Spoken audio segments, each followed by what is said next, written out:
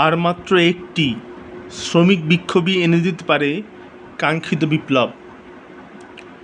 আর মাত্র একটি শ্রমিক বিক্ষোভই এনে দিতে পারে কাঙ্ক্ষিত বিপ্লব।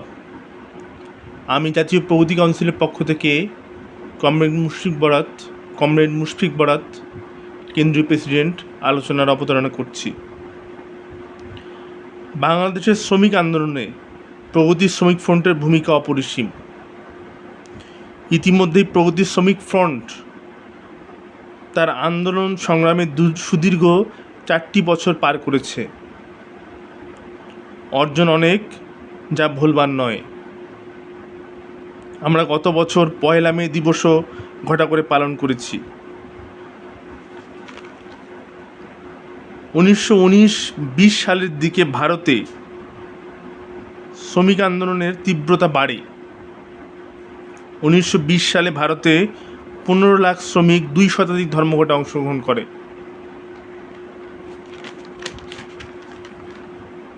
অল ইন্ডিয়া ট্রেড ইউনিয়ন কংগ্রেসের অধিবেশন বসেছিল 1920 সালে বোম্বাইয়ের এম্পায়ার থিয়েটারে। এর সাফল্য ছিল বিপুল। ট্রেড ইউনিয়ন কংগ্রেস যে শ্রমিকদের প্রতিনিধিত্ব করে তাদের সংখ্যা 5 লাখের কম হবে না। দ্বিতীয় বিশ্বযুদ্ধকালে, আমি আবারও বলছি, দ্বিতীয় বিশ্বযুদ্ধকালে ভারতের শ্রমিক শ্রেণী বেশ কিছু সাফল্য অর্জন করে ও অগ্রগতি লাভ করে। শ্রমিক, কৃষক তথা মেহনতি জনতার ন্যায্য দাবি আদায়ে ভারতের কমিউনিস্টরাই ছিলেন সামনের কাতারে।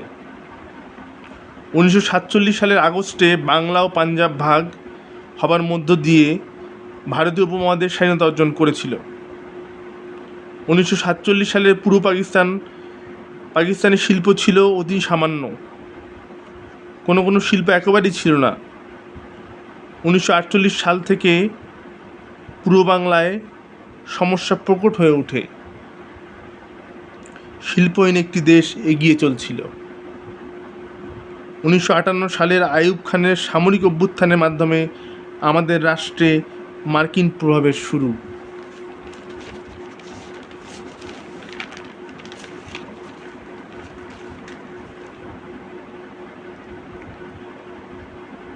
স্বাধীনতার পরবর্তী সময় থেকে শুরু করে 1972-2000 সাল পর্যন্ত ইস্ট ইন্ডিয়া কোম্পানির ন্যায় লুটপাট অব্যাহত থাকে এই বাংলাদেশে। গোটা পাকিস্তান আমল ছিল কৃষি অর্থনীতির। পাট, চা ও চামড়া শিল্পের অগ্রগতি বা আধুনিকায়নে বাংলাদেশের কোনো সরকারই আমলে নেয়নি, বা এই আধুনিকায়ন তারা অগ্রগতির দিকে ঠেলে দিতে পারেনি, বা এই আধুনিকায়ন তারা গ্রহণ করেনি। 1947-48 ইতিহাস দেখলে বোঝা যায় পশ্চিম পাকিস্তানের তুলনায় পূর্ব পাকিস্তানের শিল্প কলকারখানা ও শ্রমিকের সংখ্যা ছিল খুবই কম। 1947 সালে পূর্ব বাংলায় কোনো পাটকল ছিল না। বর্তমানকালের বাংলাদেশে ছাত্র গণ আন্দোলনের প্রেক্ষিতে বলা যায় all India revolutionary communist union শ্রমিক আন্দোলনেও এক বড় ধরনের ভূমিকা রাখবে। আমি আবারও বলছি, all India revolutionary communist union শ্রমিক আন্দোলনেও এক বড় ধরনের ভূমিকা রাখবে। বিগত 1 মাস যাবৎ কোটা সংস্কার আন্দোলন অন্যান্য সমসাময়িক ছাত্র জনতার সমস্যাগুলো প্রকট হয়ে উঠেছে। এই আন্দোলনের সূত্রপাত ঘটেছিল 2018 সালের পরিপত্র বাতিলের পরপরই। তারপর ছাত্র জনতা মুক্তিযোদ্ধা কোটা বাতিল চায়। আমাদের প্রগতি ছাত্র ফ্রন্টও এ ব্যাপারে একমত। তবে নারী, জেলা, প্রতিবন্ধী ও ক্ষুদ্র নৃগোষ্ঠীর কোটা বরাদ্দ থাকতে হবে, তবে তা ন্যূনতম আকারে।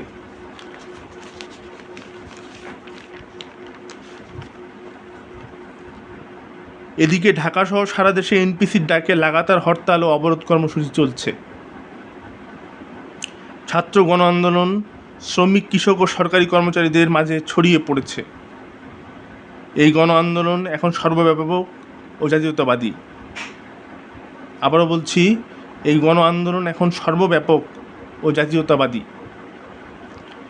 জাতীয় প্রগতি কাউন্সিল সহ অন্যান্য কমিউনিস্ট পার্টি এবং অন্যান্য রাজনৈতিক দল এই ছাত্র অভ্যুত্থানকে জাতীয়তাবাদী রূপ দিতে সক্ষম হয়েছে। বাংলাদেশ সরকার এখন বিশ্বের অধিকাংশ দেশের নিন্দার মুখে। এ কথা বলতেই হয় যে বাংলাদেশ সরকার এখন বিশ্বের অধিকাংশ দেশের নিন্দার মুখে। তারপরে দেশে মার্কিন হস্তক্ষেপ কিন্তু কাম্য নয়। ভারতীয় জনগণ যেমন বাংলাদেশ স্বাধীন করতে ভূমিকা রেখেছিল, তেমনি ছাত্র গণঅভ্যুত্থানকেও তারা মেনে নিতে পারে ও প্রকাশ্যে সহযোগিতা দিতে পারে। আমি আবারও বলছি, ভারতীয় জনগণ যেমন বাংলাদেশ স্বাধীন করতে ভূমিকা রেখেছিল, তেমনি ছাত্র অভ্যুত্থানকেও তারা মেনে নিতে পারে ও প্রকাশ্য সহযোগিতা দিতে পারে। এ কথা স্বীকার করতেই হবে যে স্বাধীনতার পরবর্তী সময়ে যতগুলো সরকার রাষ্ট্র ক্ষমতায় এসেছে, তারা সকলে লুটপাট ও দুর্নীতি বজায় রেখেছে। বাংলাদেশের মানুষ এখন শান্তি ও স্বস্তি চায়। এমতো অবস্থায় জাতীয় প্রগতি কাউন্সিলের মতো একটি সর্বব্যাপক কমিউনিস্ট পার্টির নেতৃত্ব খুবই প্রয়োজন। আবার বলতে হয়, এমতো অবস্থায় জাতীয় প্রগতি কাউন্সিলের মতো একটি সর্বব্যাপক কমিউনিস্ট পার্টির নেতৃত্ব খুবই প্রয়োজন। পরিশেষে একটাই স্লোগান তুলতে চাই, প্রগতির জয় হোক বিজ্ঞানের। প্রগতির জয় হোক বিজ্ঞানের। সে কারণে আবারও বলতেই হয়, আর মাত্র একটি শ্রমিক বিক্ষোভই এনে দিতে পারে কাঙ্ক্ষিত সমাজতান্ত্রিক বিপ্লব। আমি আবারও বলছি, আর মাত্র একটি শ্রমিক বিক্ষোভই এনে দিতে পারে কাঙ্ক্ষিত সমাজতান্ত্রিক বিপ্লব। ধন্যবাদ সকলকে।